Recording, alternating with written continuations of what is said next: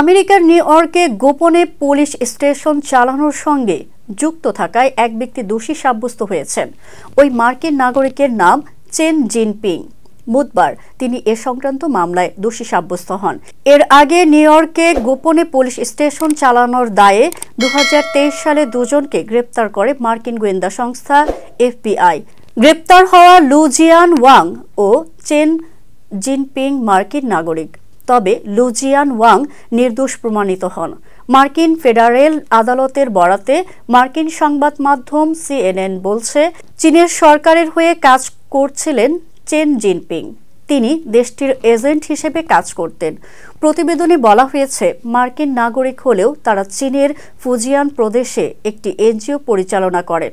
মার্কিন কর্তৃপক্ষকে না জানিয়ে চীনের এজেন্ট হিসেবে গুপ্তচর বৃত্তি ও ন্যায় বিচারে বাধা দেওয়ার অভিযোগে তাদের গ্রেপ্তার করা হয়। বিশ্বের 53টি দেশে এমন অন্তত 100 পুলিশ স্টেশন বানিয়েছে চীন। তবে দেশটি দাবি করছে এগুলো চীনাদের পরিষেবা দেওয়ার জন্য বানানো।